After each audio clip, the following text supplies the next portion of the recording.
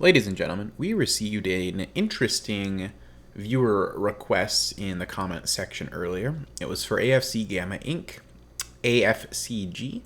I actually previously had not really heard of this company, but I took a quick look and I found some interesting things, okay? Current market cap is just 239 million with a dividend yield of almost 20%. And if I had to guess, I would say that's where the attention is coming from on this thing.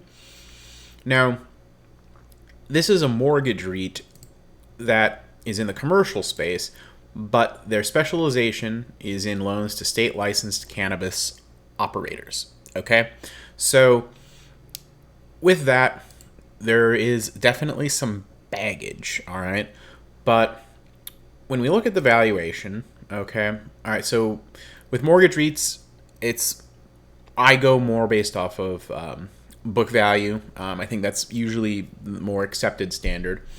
So for a baseline for value, a 1-to-1 book ratio based on the equity on the balance sheet would be $339 million.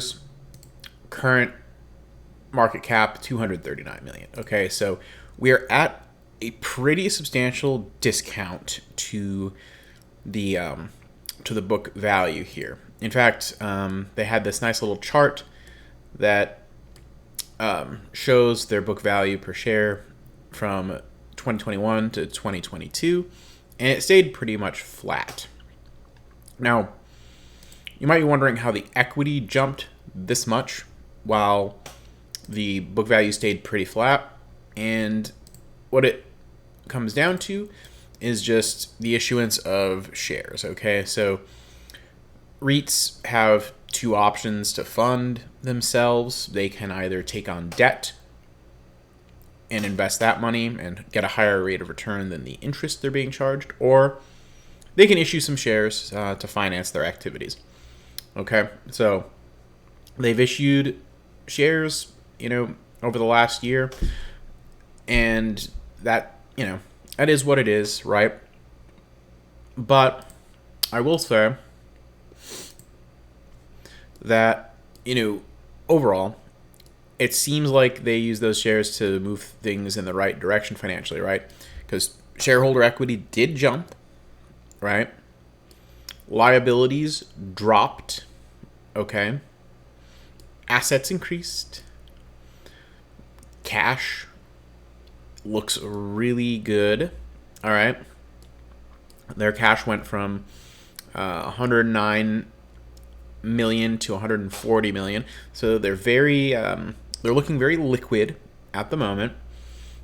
And yeah, I mean, overall, financially, things look pretty nice, okay, for the value investor. But they're in sort of a gray area as far as the type of customers they cater to, okay?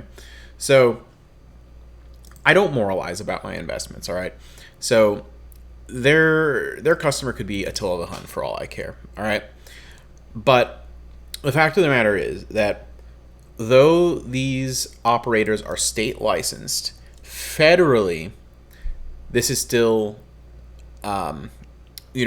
not sanctioned, okay? This type of business is not sanctioned on the federal level, which means depending on who's in charge of the federal government at any given moment, and that can change pretty much in any election cycle, you become at risk of, if the wrong people are in charge, suddenly you could have the feds kicking in the doors of these businesses, right?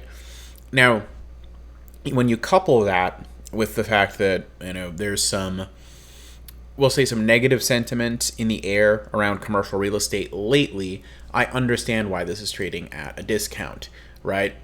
However, if you personally, as an investor, come to the conclusion that those risk factors are overblown to some extent, and that at the current discount, the upside outweighs the risks, then it could be potentially a prudent thing to add to your portfolio.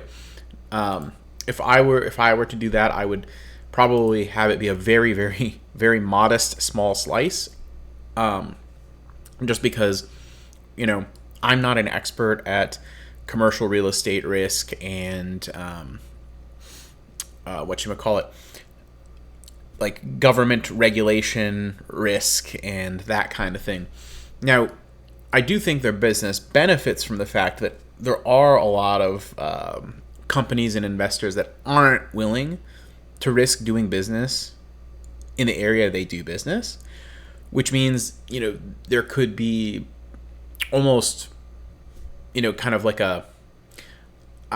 almost a monopolistic quality to it, right? Like, hey, if you need loans and you're in this specific industry, you may not have a lot of options, right?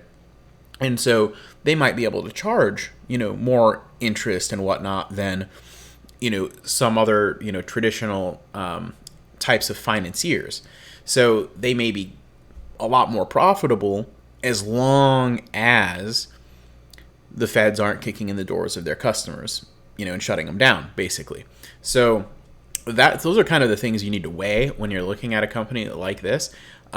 It's definitely not where you want to go like ridiculous all in or anything like that, because one single thing in like going the wrong way that you have no control over could be very, very bad for something like this. However, if that bad thing doesn't happen, this could be a chance to get a very profitable company at a discount price and see a pretty heavily outsized return and an extremely high yield on the current cost, which, that's an attractive prospect. But again, you really do have to weigh the risks on this one.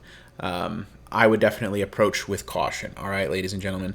So that's my thoughts on the company AFC Gamma Inc. Let me know if you've got this on your radar, if there's any insight you have about this business and the companies that they finance. If you got any other suggestions, drop them in the comments below. I like looking at all these unique different companies. And don't forget to subscribe if you want to continue the discussion going forward. And like the video if you liked it. Dislike if you disliked it. I don't really care. I'll take the engagement either way. Take it easy and peace.